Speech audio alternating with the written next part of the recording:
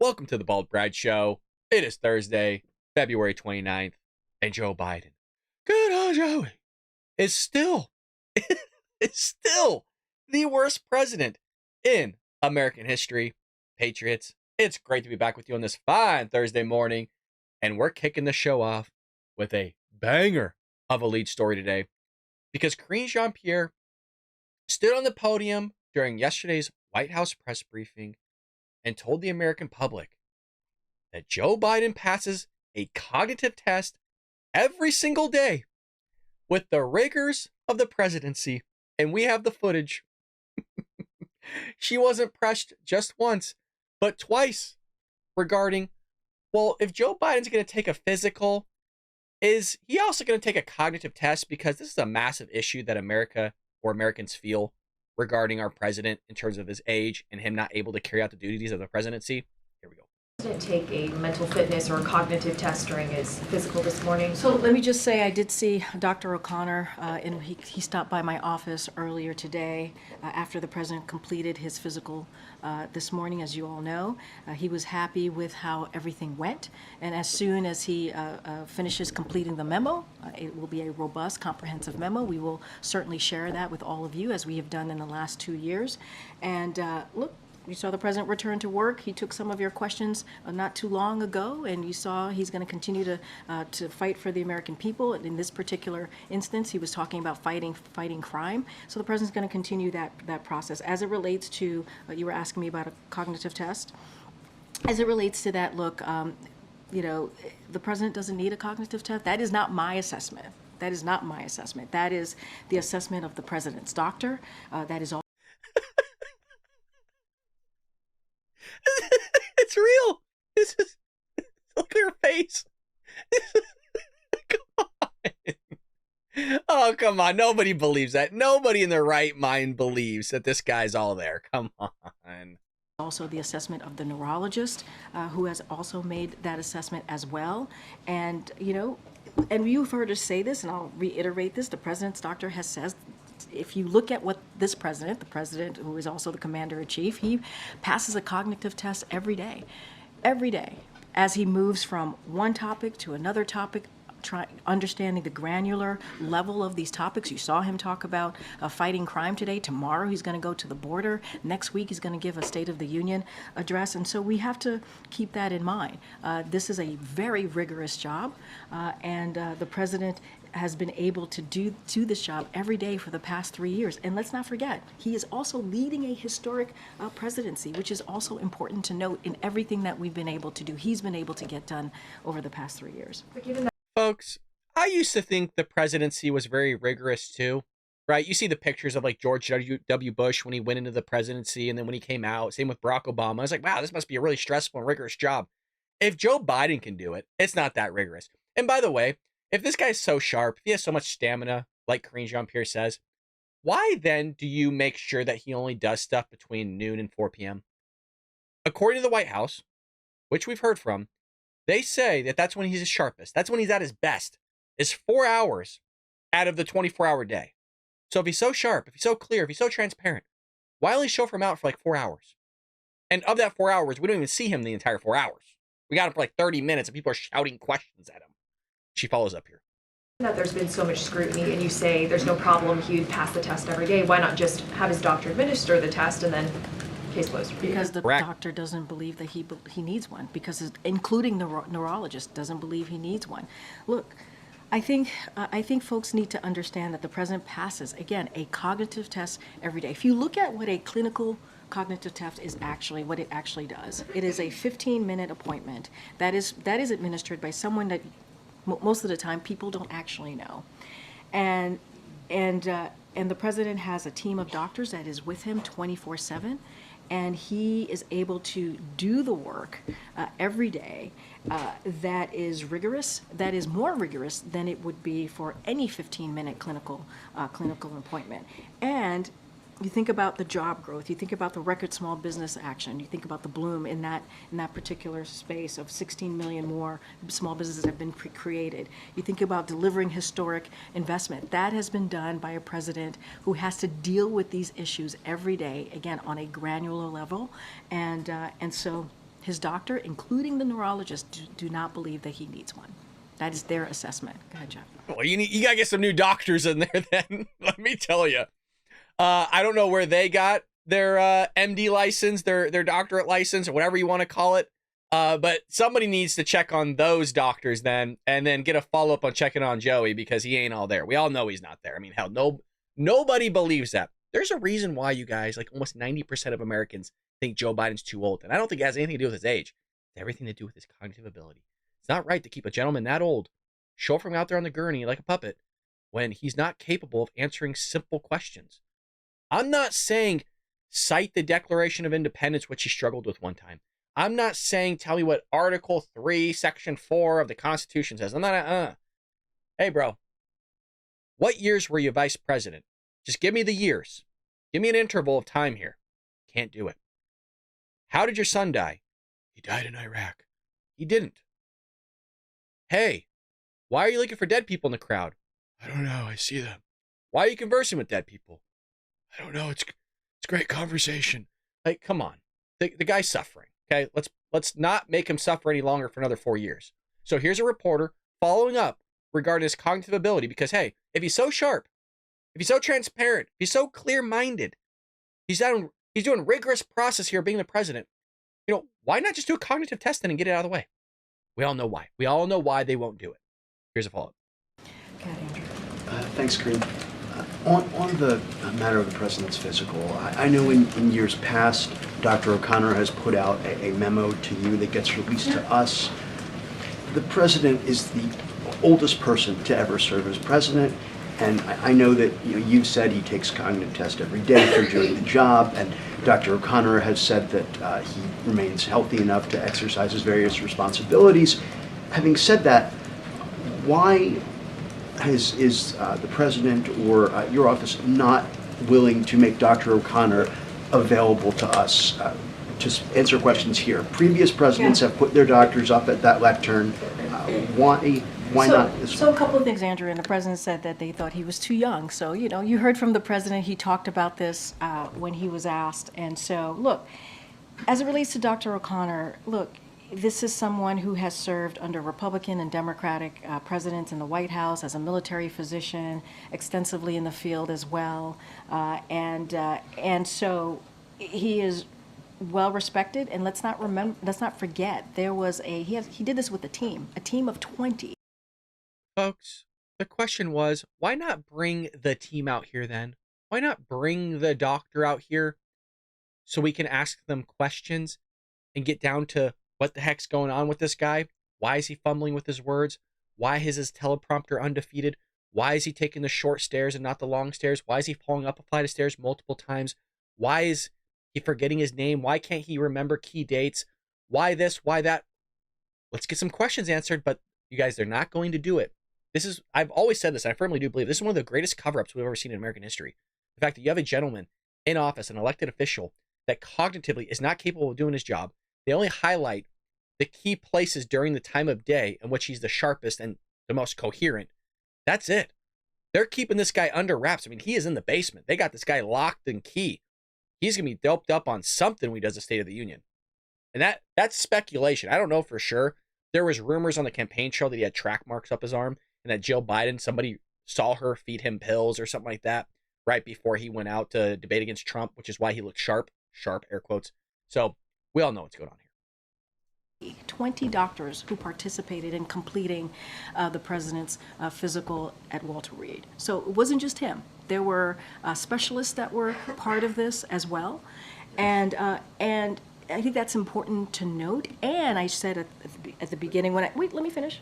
I said at the beginning when I was asked this question, it's not just Dr. O'Connor who said this. Also, his neurologists do not believe that he needed, that was their assessment, they did not believe he needed a cognitive test. As it relates to your question, there is not a precedent for bringing the doctor to the podium. And or to the debriefing room. Like, I understand it has happened a few times over the last 35 years, a couple of times, but it is actually not the precedent.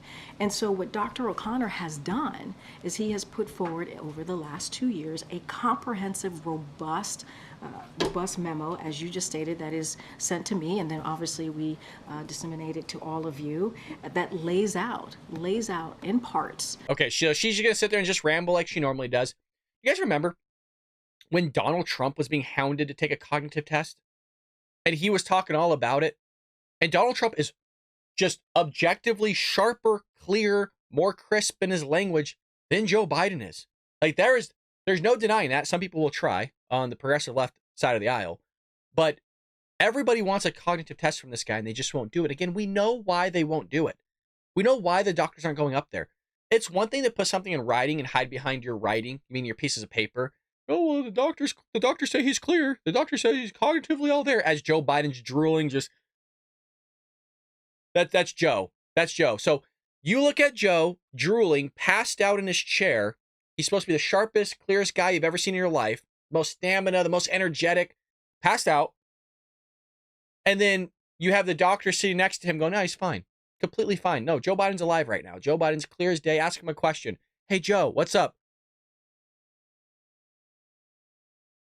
That's what we have here from a president. So that was that portion of the White House press briefing. The other portion was Wonder Woman, Jackie Heinrich, who we love here on the show, is back in the room questioning the White House on why is Joe Biden going to a sector of the border on Thursday where there's virtually no illegal immigration taking place. There's like 17 people crossing through a day, or maybe a month, hell, I don't know. And then there's other parts of the border where there's like 14,000 crossing in a single day. Why is he going to a place where there's no illegal aliens or immigrants versus a place where there's tons of them? Here's what they have to say. Thank you, Karine. Why go to Brownsville, Texas specifically? Look, I think the president, and I said this at the top, and I've said this many times, he wanted to show that it was important for him to go down there to hear from Border Patrol agents, to hear from first responders and what's going on the ground. He's been to the border before recently in this administration, and he also wants to lay out the work that he has been able to do with senators in a bipartisan way. We were able to come forward to the American people, push forward a bipartisan bill that dealt with the border, the challenges at the border, that also dealt with a broken immigration system. We were able to do that. And, you know, as I've said many times, it's supported by the Border Patrol Union, U.S. Chambers of Commerce, and that is not something that you see. It's just amazing that she could say that the Border Patrol Union is sitting there supporting all this stuff. Oh, they support what Joe Biden's doing. The Border Patrol Union, we covered it here. We actually looked at their own statement saying that Joe Biden is responsible for, quote, this catastrophe at the border. He's responsible for it. Nothing that this president has done. Because if he did something that was good, that would have actually fixed the border crisis, I would let you know, because I would be behind it, right? As somebody that wants to figure things out, this crisis that's taking place, if he would have done something to benefit it, I would be behind it going, this is what the guy's doing. It's phenomenal. Can you believe it? He's going to fix it for us. Nothing. We've covered it in detail here. It's a waste of your taxpayer dollars. Nothing fixes the issue. Every day. But what ended up happening is that Republicans rejected it. They rejected it because of the last president and the politics around the last president. And so, look, the president's we actually even said that once that bill was killed by Republicans, that American people are going to hear directly from the president. Well, the reason I ask is because Brownsville is one of the slower sectors. In the month of February, they averaged, I think, 17 illegal crossings a day for a little more than 450 in the month. The number one sector has had more than 14,000 in the same time period. This administration has often criticized Republicans when they go to the border and hold similar press conferences as saying that they're doing publicity stunts and photo ops. So how is this any different? Oh, it's very different. Oh, is it? It's so interesting that Republicans are doing photo ops and publicity stunts. Guys, Alexandria Ocasio-Cortez, AOC, as some refer her to, Do you remember the pictures that she took of the toilets and the fountains and going, oh, they're drinking out of toilet water, when in actuality they're just drinking out of the fountains that were at the top of the toilets because that's where our drinking water comes from? It's all the same. That's how great this country is, that we literally defecate into pure, clean water, and it's the same water that we drink of. This is the same lady, AOC, that went to the border at an empty parking lot that had a chain link fence and took photos as if she's looking through it at a bunch of immigrants. Completely faked, fabricated. That is what is fake. That is what's being political. That is what the photo ops are for. Another photo op is Joe Biden going to El Paso, Texas for 3 hours, where we talked about in yesterday's episode. Thousands upon thousands of illegal aliens in the middle of the streets. They're in tents. There's trash everywhere. 48 hours before the president shows up. According to this lady that you see on the screen here, this is her. This is not me. This is not speculation. This is what she said.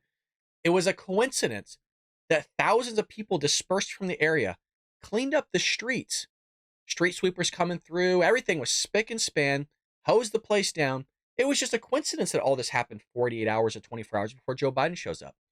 Joe Biden flies in, lands at Marine One, shuffles his way to the entryway of the Border Patrol unit, and is only there for 3 hours. Never saw an illegal alien his entire time in those 3 hours.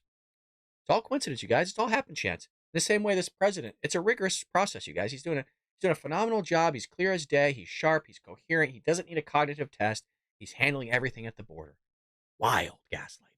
What House Republicans have done is nothing, absolutely nothing. If anything, they consistently get in the way. They consistently get in the way of what the president is trying to do to get more resources. They are turning this into a political stunt by listening to Donald Trump and saying, this is the follow-up that Jackie needs to have here. She needs to go, if Republicans are getting in the way, who is getting in the way in the first 2 years, of which you said on day one, Joe Biden put forward a comprehensive legislative plan. On day one, she keeps emphasizing that. Every press briefing, I guarantee you she's going to say it here. I guarantee you she has to. She has no other talking points. When he put forward that legislation, Democrats had all 3 branches of government. When did Republicans get in the way then? That should be the follow-up here. Let's see if it happens. saying that they need to kill it. This is what they've been doing, and making it political. Where the president got his team, directed his team to work with senators, both Republicans and Democrats, to get a bill done. But the president's not going to actually see the parts of the border where it's actually really bad. I think you're missing the point. The point is the president actually... You're missing the point, you guys. We didn't get the question we want. Jackie's still great. It's a good follow-up question. And it's a great follow-up question because if he's going to go there and he's going to talk to Border Patrol, he wants to see what's happening. He wants eyes on the ground. He wants to talk to the boots on the ground. What do you want to talk to those that are most impacted by the scenario of which the president created himself in the Democrat Party? That's not my words. That's the Border Patrol words. So I'm not giving my opinion here. I'm just stating this is what Border Patrol's saying. They're saying that Joe Biden created this catastrophe. This is on him. He needs to take up and own it, of which he hasn't done yet for 3 years, going on 4 years now. Wouldn't you go to the most problematic areas of the border where there's 14,000 people pouring across? Wouldn't you want to talk to the illegal immigrants that are wearing your shirts, Joe? Saying, Joe, let us in. Thank you, Joe Biden. We're here for Joe Biden. He's the best. He's the greatest. That's why we're going to vote for him once we get amnesty. Isn't those the people you want to talk to, Joe? Why is it you don't want to talk to those people? Interesting. So it's a great follow-up question. He did the work to get a bipartisan bill done that deals with an issue that the majority of Americans care about. He did. It dealt with border security challenges. It dealt with immigration policy. He actually did that. Republicans got in the way. They rejected it. Well, Republicans in the House got in the way, and then it was rejected because of what they were told by the last president, by Donald Trump, to kill it. They literally, Jackie, put politics ahead of the American people. That's what they did. What do you say to people, though, who think that this is just an election year stunt? Finally caring about the border after it's been a problem for the last 3 years. Here's the thing. Here's what I would say. On the first day of this president administration, he put out a comprehensive immigration policy to deal with this issue. He did that on the first day. That was his first piece of legislation. I would hope the American people would see how serious this president was or is about fixing this issue. Not only that, spent 4 months having a I can't do it anymore. I'm sorry. I can only take so much of the gaslighting, the BS. All the president's taking it serious. On day one, he did this. On day one of his presidency, again, I know I'm repeating myself, Democrats had all 3 branches of government. Republicans weren't getting in the way. you could have passed through whatever you wanted regarding immigration. You didn't do it. It's just convenient now that we actually have the House and the Republicans are getting in the way. They don't want to work with us. It needs to be bipartisan. Joe Biden can figure out the border like that. Snap of the finger, send in the National Guard, send the troops, get the border figured out. He doesn't want to do it. That's just that is the answer, you guys. He just doesn't want to do it. The long-term goal is to bring a lot of people in, pour across the border, give them amnesty. You got Democrat votes. That's the long-term goal. He just doesn't want to do it. But it's all political, you guys. It has to be political. Just, it is what it is. So it's Joe Biden going to the border. And things have gotten so bad finally where Democrats are waking up to some of the crime that's taking place in their sanctuary cities. So illegal alien crime getting so bad in New York City that Democrat Mayor Adams wants to modify sanctuary status. New York City Democrat Mayor Eric Adams said this week that illegal alien crime in the city is getting so bad, officials need to look at modifying the city's sanctuary status so that the local law enforcement can cooperate with federal immigration officials to deport violent criminals. Remember, these illegal aliens were violently attacking our police officers, which nobody should do. Nobody should be violently attacking anybody. That's just morally wrong. It's insane that that's being even allowed to happen. If you were an American citizen, you'd be thrown in the brig. If you're a legal alien, which what happened to these people is they were just let back on the streets. They didn't even do any bail. They just let them back out. So they committed more crimes, which is wild. Here's what he said. Quote, "We should not be allowing people who are repeatedly committing crimes to remain here, and we cannot collaborate with ICE in the process." They can't collaborate with ICE because they're a sanctuary city, meaning basically they're not reporting. ICE isn't coming in, deporting these people. And so you have these people committing crimes, and they're just being allowed to stay to commit more crimes, harming Americans, heck, even other illegal aliens, doing just absolute terrible things. Is every illegal alien doing these things? No, which is why he's talking about the ones in crime. And I actually agree with him here. I agree with the Democrat. This is good on New York City Mayor Eric Adams to address the fact of if you're committing crimes, maybe you should be reported. Maybe you shouldn't be here then. I think that's something everybody can get around, whether you're Catholic, Christian, heck, atheist. I don't think you should be committing crimes, even though you have the crime of being here illegally, whether you're in sanctuary city or not. Those who are committing crimes, we need to modify the sanctuary city law. If you commit a felony, a violent act, we should be able to turn you over to ICE and have you deported. So finally, it seems like Mayor Eric Adams is waking up, going against his party, and saying, look, this can't keep going because you're carving out our city. People are fleeing. Businesses are fleeing.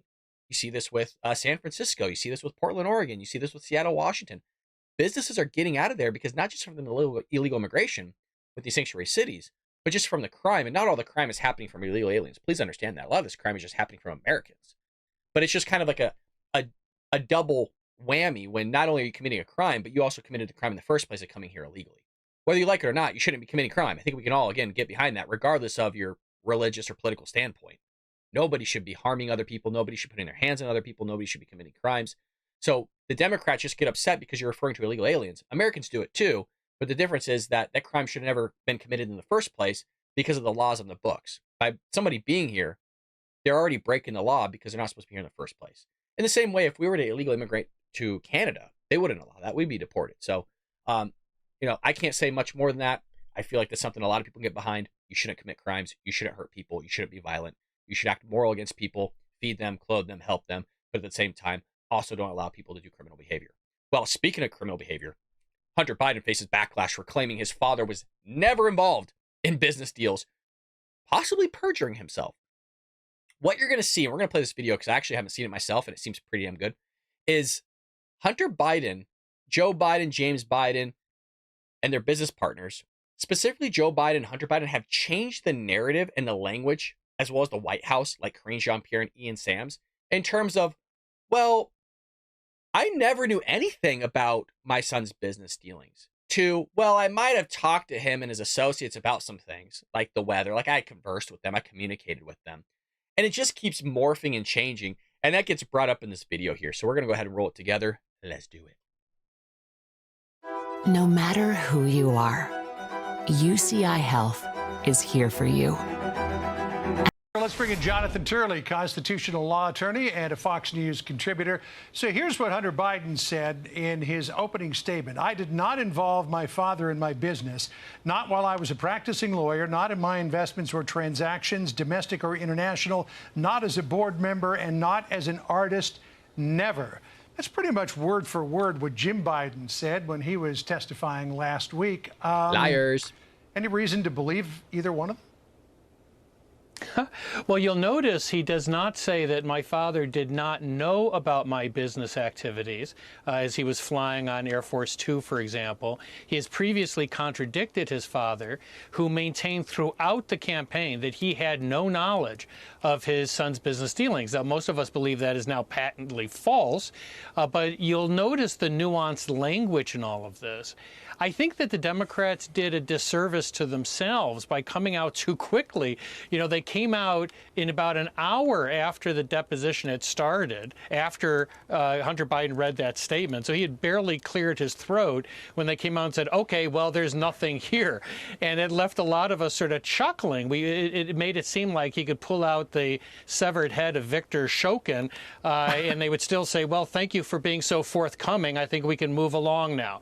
I mean, it was just a bizarre and I think a really badly timed effort. So we have to see how he answers some of these very specific questions.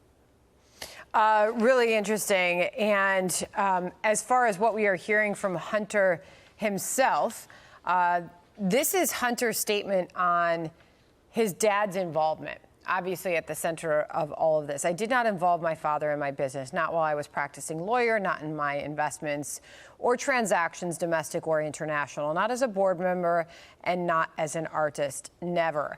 You know, talking to Carrie Kupek this morning, and you as well, Jonathan, we keep going back to the very central question that is, well, what was he doing in exchange for these massive amounts of money? What services was he offering? Rack. Well, remember, this is the person who sent the WhatsApp message that my father's sitting next to me and effectively saying he's not going to be happy unless you send me a huge amount of money. Now, that seems a rather direct effort at using your father's name to elicit money from foreign sources. And in addition to that, there are plenty of emails where Joe Biden is referenced, where these same figures that are giving money to the Bidens and the Biden families thanked him for arranging meetings with his father. And I think the Democrats would be in a better position if they acknowledged the obvious, which is this was an influence peddling operation. I mean, Hunter Biden himself says that he was in the throes of addiction. Well, then why were people giving you millions of dollars in areas that you know nothing about?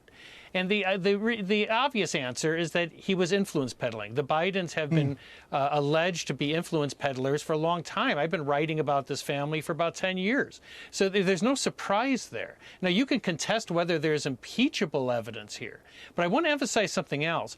The fact that Joe Biden did not get direct payments is not a defense to the classic type of case of bribery or some of these corruption crimes. The courts have repeatedly said that money going to family members is viewed as a benefit to the principal in actual criminal cases. So that whole defense. And what Democrats are doing, they're going, well, why is this any different than Donald Trump? Well, it's different than Donald Trump because Donald Trump's family was already in the business of doing business, whether that's real estate, clothing lines, things like that, whereas Joe Biden wasn't. And that's why this gentleman brought up the fact of, why is Hunter Biden on the board of something he knows nothing about? And we kind of see that quite often. And he's on all these different boards. He has all these different companies that he knows nothing about.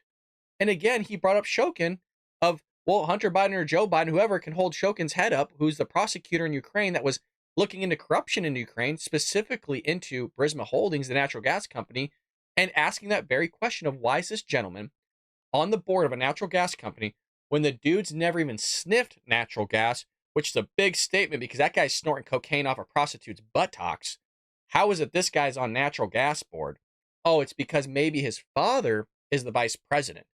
We just did a story yesterday where it's found out in August that 2 Russian oligarchs sent the Bidens $3.5 million. But for what? Like, what do they do? The Biden family hasn't, folks, they don't do anything. That's the thing. He's not an artist. He's not a natural gas, heck, I don't know what you call it, businessman. He's never done anything. Joe Biden's never done anything. A lot of these politicians never done anything other than be in politics. That's not an opinion. That's just a fact. I mean, heck, AOC has more business behind her on her resume than Hunter Biden does. At least she was a bartender. Hunter Biden hasn't done anything. And the question is that why are they getting millions and millions of dollars from all these companies that are our adversaries like China, Ukraine. We'll throw Romania in there. That one's kind of loosey-goosey. Russia. Like all these people that he's supposedly harsh on. Supposedly the Chinese hate Biden, which is not true. Supposedly the Russians hate Biden, which is not true. They want Biden to continue. They don't want Trump in office. The Russians have come out and said they want Joe Biden back again because he's not harsh on them. Their grocery stores are flourishing. Their infrastructure is better than ours. Like, it's just insane, man. It's really wild stuff. So that's the latest update. Hunter Biden basically perjures himself by saying, oh, you know, my Hunter was never involved in business deals. Well, we see text messages, emails, the checks. I mean, how much more proof do you need? And I think the GOP is being a little bit weak sauce on this stuff. Well, speaking of GOP, we got news here, and this is a good move. And I said for a while now that this needed to happen. McConnell is finally stepping down. And basically, here's who might replace the man. Now, again, if we're going to say Joe Biden's in cognitive decline, you saw Mitch McConnell freeze up multiple times. He's talking like this, and then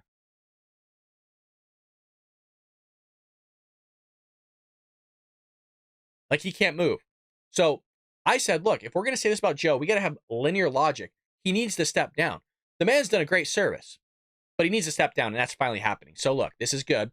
Somebody woke up to the fact of like, hey, McConnell's not doing so hot. Same thing needs to happen to Joe. There is speculation that, was it before the caucuses or before something takes place? Again, people are still talking that Biden's going to step down. That's kind of rumor on the street. Around March-ish is what we're going to see, maybe May. But rumor is Joe is going to step down. I think a lot of people don't expect him to make it another 4 years. I don't wish any ill will against anybody unless they're, you know, evil, harming people, violent.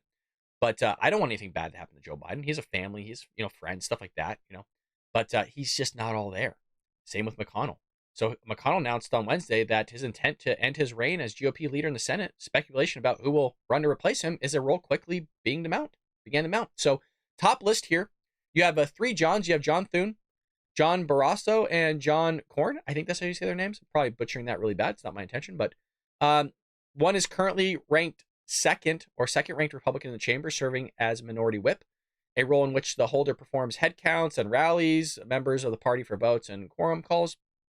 And so these are kind of people, I don't know if I trust this too much, these 3 Johns. I think there's a lot of people that could probably be ahead of them, but we're going to kind of see. I think the party needs a kind of a reset here.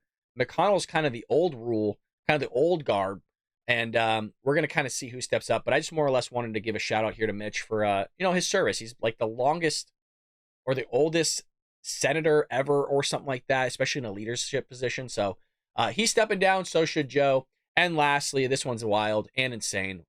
Iran gives Hezbollah green light to launch full-scale attack on Israel. Why is this such a big deal? Well, because Biden is not harsh on anybody. Now, we're giving $6 billion of humanitarian aid. I've heard upwards of $10 billion to Iran. Should we help people? Yes. If we don't have money to help people, how can we possibly help them? If we're getting them $6 billion in humanitarian aid, we have to pay interest on that, right? Because we borrowed the money. We just borrowed money to give it to somebody else. We know for a fact that Iran is funding $1 billion plus towards terrorist organizations. That is not my opinion. I can't emphasize enough. A lot of the stuff, if you actually really think about it, I don't give my opinion too much. I just state what other people say. That's all. That's all I do. So if somebody says, well, we don't agree with your opinion, that's fine. I'm just stating what somebody else says. When Karine Jean-Pierre says Biden's sharp, Biden's coherent, he's transparent, he's all there, he pushes us, he gives us his opinion, he questions us, that's all her. That's not me. It sounds satirical. It's like, oh, he's just making fun. But no, that's just what they said. Iran getting $6 billion of humanitarian aid comes from John Kirby. It comes from Karine Jean-Pierre. It comes from the White House. That is not me saying it. That is them. It is also reported that, again, Iran funds $1 billion plus to terrorist organizations around the globe. I hate to say it, but terrorism is not good.